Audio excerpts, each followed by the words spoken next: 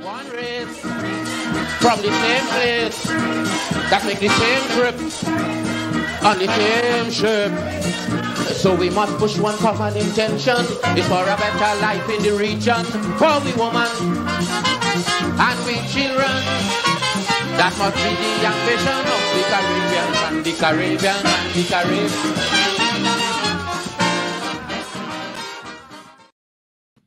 Hello and welcome to today's edition of the Open Word with me, of course. I'm here, our new podcast.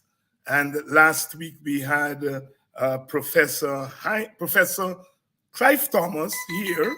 And we are, of course, doing the series on oil. So you see the poster there on the screen. Please go to YouTube and subscribe to our YouTube channel, the Open Word Podcast with Dr. David Hines. Those of you who are frequenting the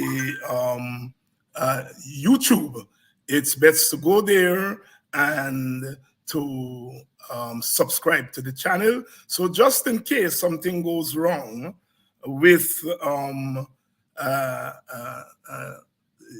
Facebook, we are able to on YouTube, we are able to see it. So I'm leaving it there on the screen for a little while so that you all can see it there, the Open Word Podcast with Dr. David Hines. Go to the YouTube and subscribe to our channel. One race from the same place that make the same trip on the same ship. So we must push one common intention. It's for a better life in the region. For we woman and we children. That must be the ambition of the Caribbean and the Caribbean and the Caribbean.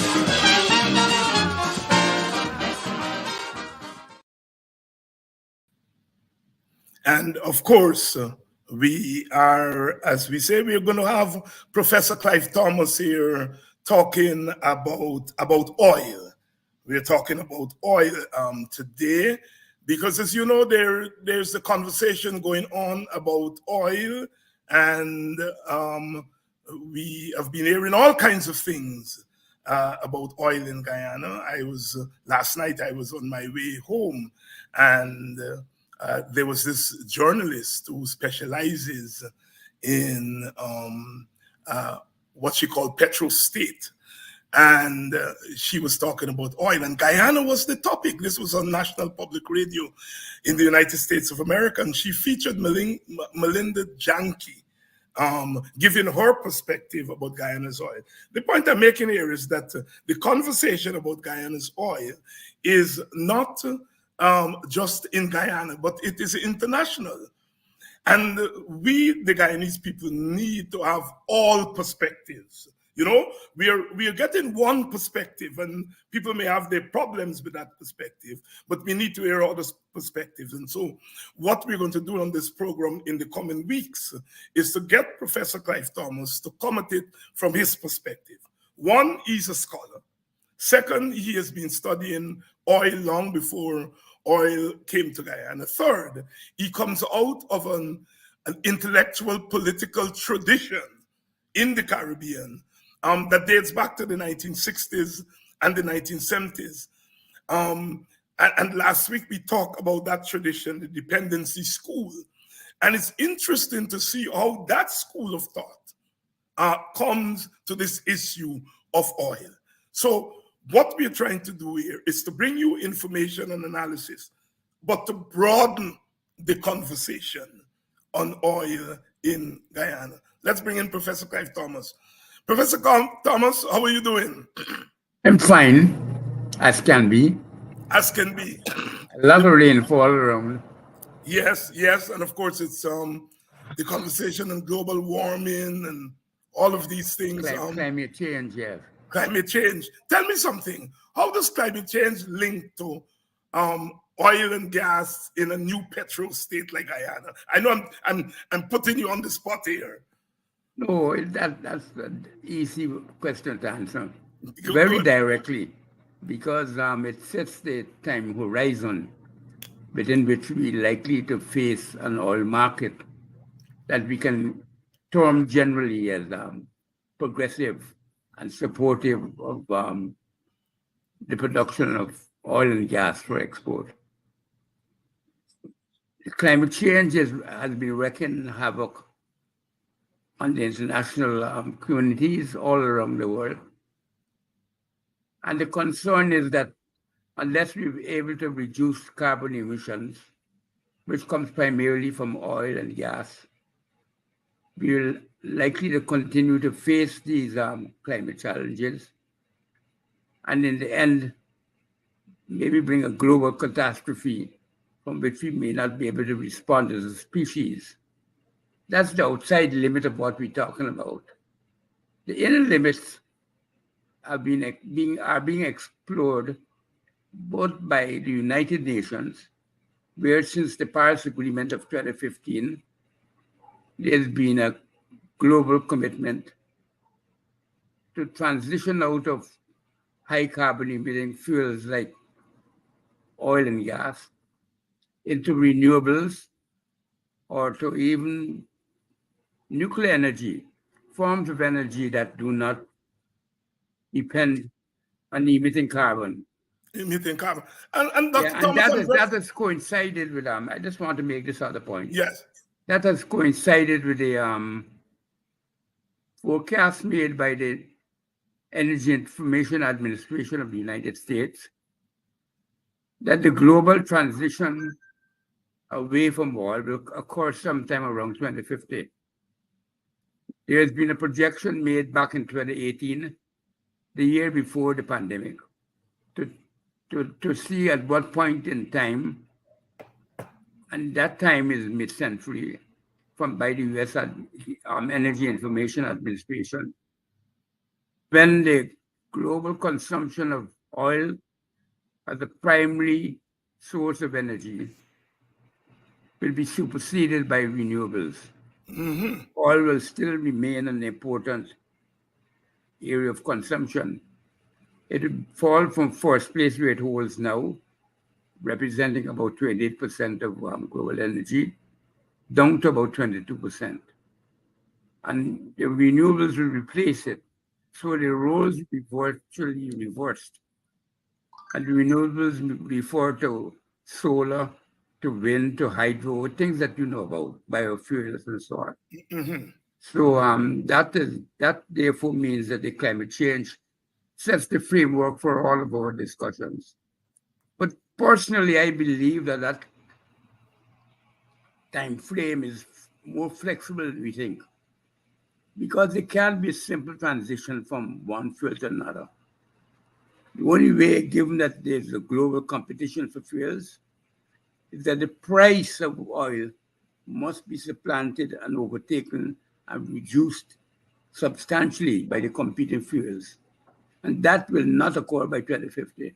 So the life of oil, I personally believe, is longer than 2050, even though theoretically we can argue that the switch, given the current patterns of consumption, should occur around 2050. So while I personally work with that time frame, I recognize that the only way you could substitute one fuel for another is by being able to sell it cheaper. And that cheaper price may not occur by 2050, because those who have invested in oil will have a motivation, a commitment, a strong recognition of the reality of economics, which will be that they have sunken costs. So if they can sell it for even a cent, sell it. It's better off than just dumping it or straddling it and not using it. So the competition to move away from oil to other fuels is going to be an intense, brutal competition facing the world somewhere down the line. But I work with that 2050 deadline and use it as a convenient vehicle for developing the window or the time horizon within which Guyana should be able to effectively gather enough benefits from oil production that they can eliminate poverty. That's why my urgent emphasis is on poverty and dealing with poverty now. Because the apocalyptic vision of a world where carbon-emitting fuels leads the way to disaster is not assured.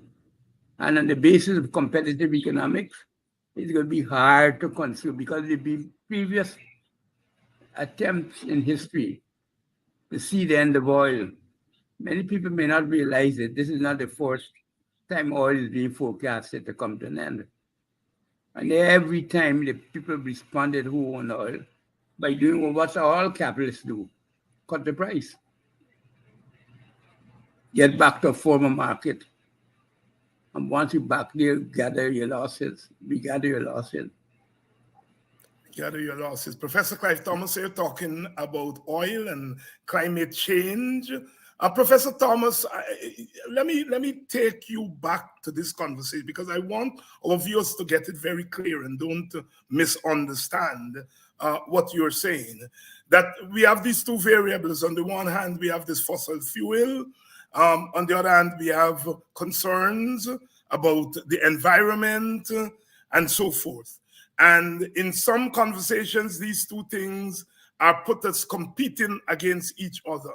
Am I correct in saying that for a place like Guyana, that so-called tension, well, not so-called, it's a real tension in some regards, that tension between using fossil fuel as a form of economic development insofar as things like poverty is concerned should not be in tension with the environment, that there's a way in which you can balance the two in a place like Guyana? Am I correct in saying? There's a way in which we can try to balance the two, but I'm arguing more basically than that a lot of the so-called competition between the fuels and the environment is a competition that does not take into account the fact that the fuels for ill will or goodwill or whatever it is that we might say cannot be supplanted merely by wishing you find a cheaper fuel. Right. We have to actually go and do that in the marketplace. It's not a theoretical conclusion you have to arrive at. It's a practical conclusion. And in arriving at any practical result, you have to consider how capitalists will behave. If you are coming to compete me out of existence and I'm producing a product, I know it'd be better to sell it for 1 cent than to let you outcompete me, even though I'm not making all the profits I expect. So when I come out of production, it's something very different from when you theoretically could sell it cheaper, because there's an advantage coming from having sunken costs. Most of the cost of oil is a sunken cost, a cost that goes into capital structure, the offshore facilities, the ships, the factories, and all these things that produce and convert the crude oil to gasoline or whatever chemicals they are. You have to outcompete all the people that have invested money in doing that, so that you should not be simplistic. And most of the people who argue this point of view are not really economists. And that's the sad thing about it. Some of them even have any training in any social sciences. So they do not realize the nature of competing out of existence a form of production. Right. So you are arguing that these fossil fuels will have to be competed out of existence, rather than somebody just wishing it away. Yeah. Rather than just projecting on a timeline. Yes. But let me become less competitive. Let me just get your take on a very practical question. There's a lot of talk now in Guyana about the possibility of an oil spill and what this could do to Guyana. And it's frightening when you hear the kind of discussion around that possibility. And sometimes in people's minds, it comes down to the way to get rid of that possibility is really to put pressure on the oil companies. And as some people have said, Just stop pumping oil.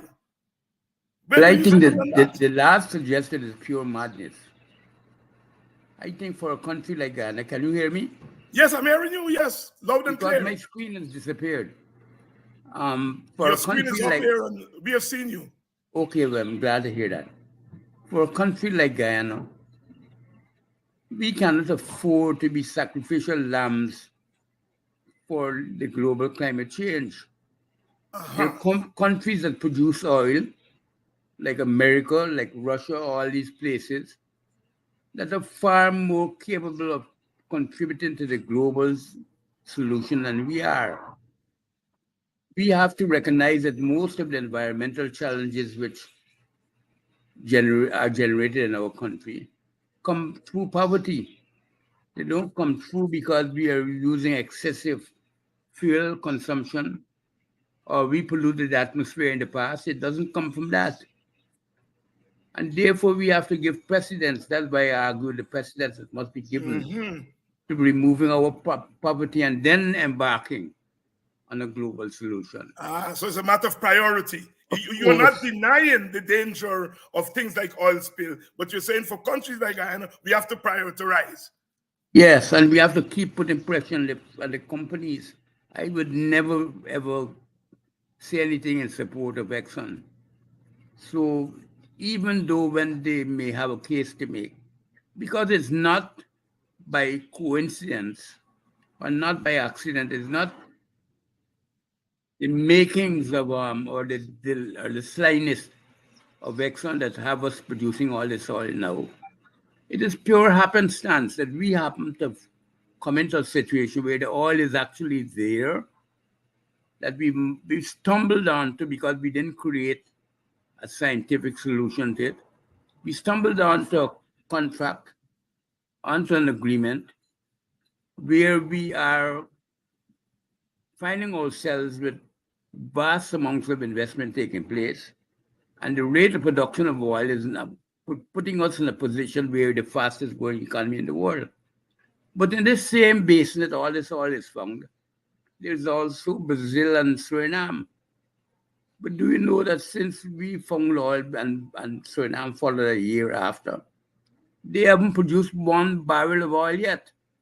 Partially and largely because have taken the lead up and believe that if they were to push for more and more local benefits, the investment will still flow, but it has not.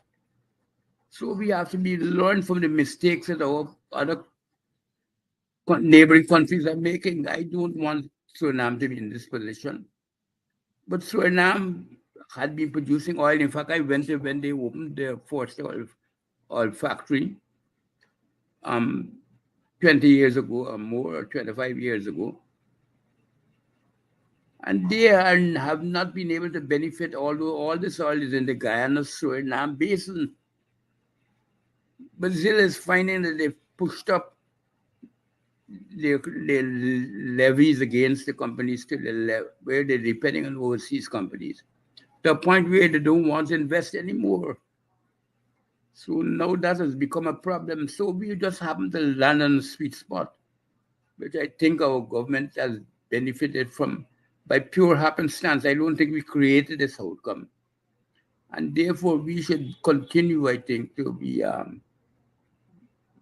careful in how we approach the question of rebalancing the price at which we're selling the oil. Dr. Thomas, I Mm. read a piece in the Guyana Times written anonymously, but we have a sense who wrote it. And I didn't send it to you because I didn't want to burden you with that, but I circulated among some of our colleagues in the WPA. And the argument they were making, are making, is that there is this radical scholar of the 60s, 70s, who argue that we should throw the capitalists from our midst and create a socialist economy. And here he is today championing a capitalist company coming into Guyana, investing in our oil and seeing that as a form of development. How do you respond to that? Well, that is the point of view which I expect many people will hold, because it's just the nuance of development. It's not a static thing. Uh-huh. If he cites one word where he shows me one phrase that I've supported Exxon, I will concede the argument. But he can find nothing like that in anything that I've ever written. So those statements are inferences based on nothing. There's not a single sentence that he can place.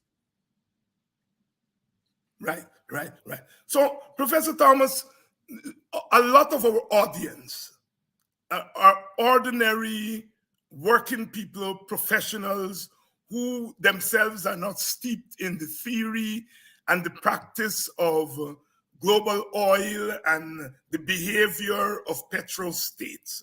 For you, as a new petrostate, what should Guyana and Guyanese be careful about? I've already outlined. Maybe you haven't seen it, but over the Yeah, I have years, seen it, but I want you to repeat it for I've our tried to audience. outline some of the challenges which we face in the way forward. I think first of all, we have to set up a national oil company. Yes. I've always insisted that must be so, which means that we invest our ownership of resources in the capital structure, the owning of the or companies that are involved in the production and exploration for oil. We can't be an outsider just running it on behalf of our government as a regulator. We have to be in on the ground field so that we can be able to benefit from that.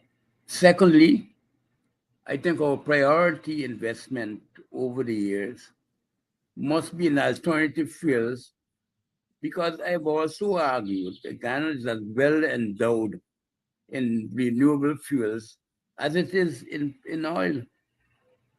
Almost every single renewable fuel that we can use in the world can be produced in some form or the other in Guyana, and some of it competitively, and some even with a comparative advantage, as maybe biofuels, fuels from river tides, all sorts of fuels where we should be specializing.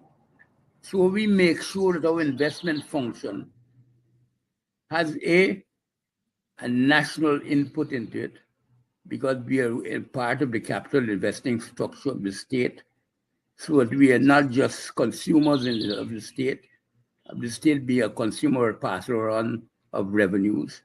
The state is invested in the investment in the country. And secondly, that we contribute to the development of technology, which by every single economist that has studied development, people will tell you, it is the single most important factor in growth. It is just the invention, the innovation of things.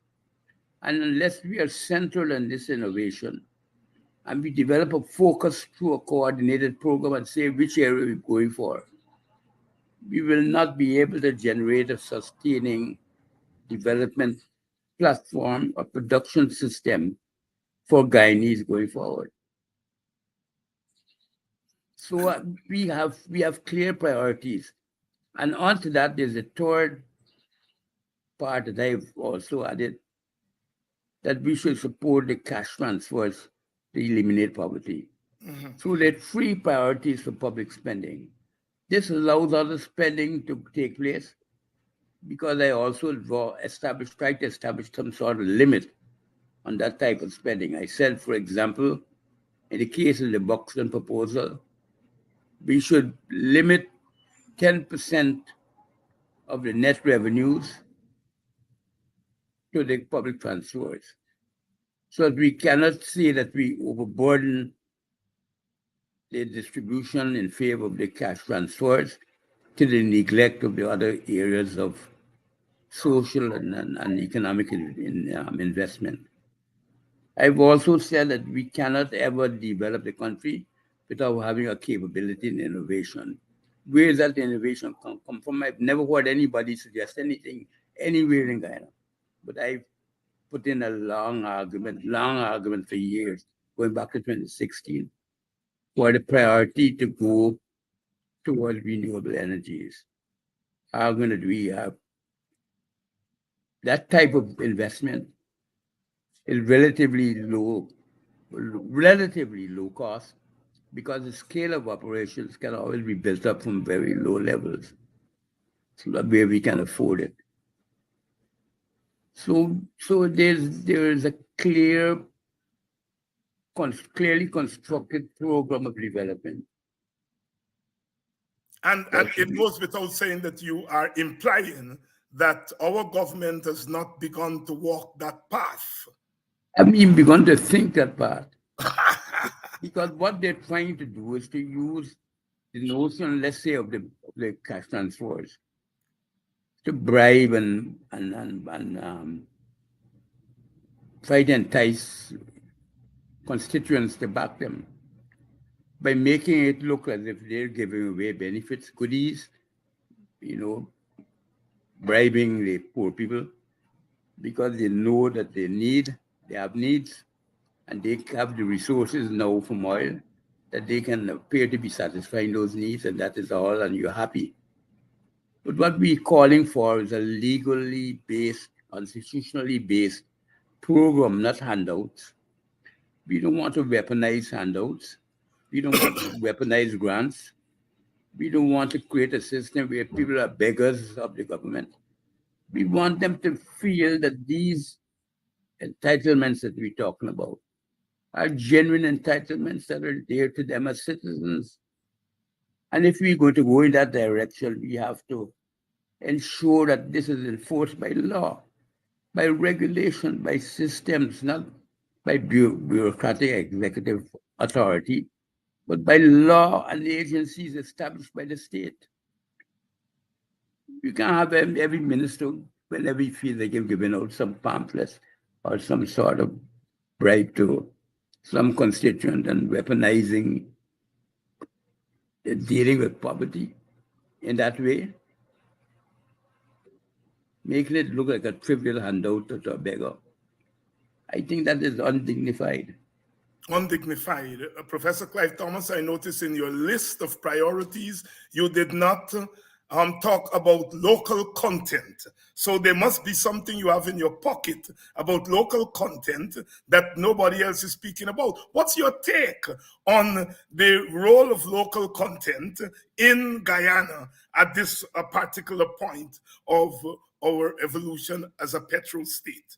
Local content has to be built on local knowledge. And that is why the priority is being given to investment in R&D, technology, innovation, and why I focus it on the renewable sector. Because that's the long-run development capability that we may have. As I see it here, and I project it from this point of view, and that's where I think our comparative advantage lies. The oil gives us a chance to shift to renewables. So that is where I believe that we stand.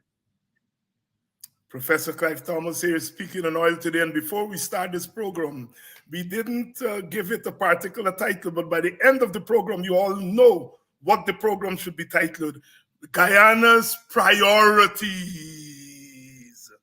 Our priorities in these infant days of our emergence as a petro state. That's what Professor Clive Thomas has been talking about. What should be our priorities now? Professor Clive Thomas, did I get you right? Yes. And very right.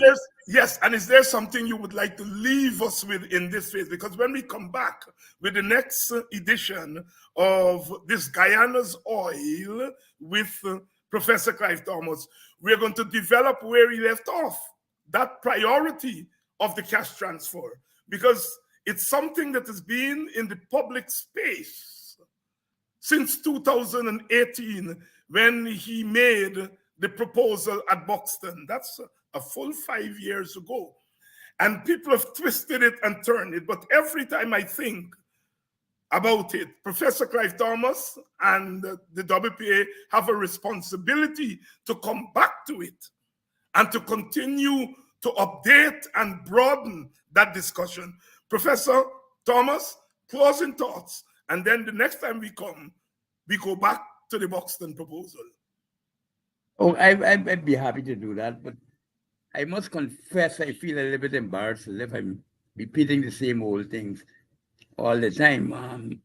Because the last time we reviewed the Buxton proposal, well, I think towards the end of 2021. Yes. So I just didn't want to be a one horse or a one trick pony, as they call it where you live. One topic, but I feel that maybe that is why people are not aware of the other suggestions. I noticed that the Starbucks News had carried a headline on the front page when they were talking about the oil, and when I made a claim about a national oil company. But by then I repeated it at least 5 times in the last year or so. Right. So I'm willing to follow your guidance. Yes. Professor Clive Thomas here on this second edition of Guyana's Oil with Professor Clive Thomas talking about Guyana's priorities. The first edition, we talked about the conversation and we moved to our priorities. What are our priorities as a new petro state? And he laid it out very, very, very clearly. We cannot, as a small nation, solve the world's problems. We have to solve our problem first and then deal with the world's problems. A national oil company, our investment in renewables, and of course, using the cash transfers as a route to getting rid of poverty. Our 4 priorities on this edition of the Open Word with Dr. David Hines. Professor Clive Thomas, thank you very much. Okay, thank you too. And see you next week. Yes, next week. Oil and the petro state. Here we are grappling with our place in the world. Some people talk about the Dutch disease. They talk about all these things. But our view is that the conversation must be global about what's happening globally, but it must also be equally about our country. What is best for us in Guyana? And we want to use this series to do that. Until next week, when we talk with Professor Clive Thomas again. Goodbye. One race from the same place that make the same trip on the same ship. So we must push one common intention. It's for a better life in the region. For we women and we children. That must be the ambition of the Caribbean and the Caribbean and the Caribbean.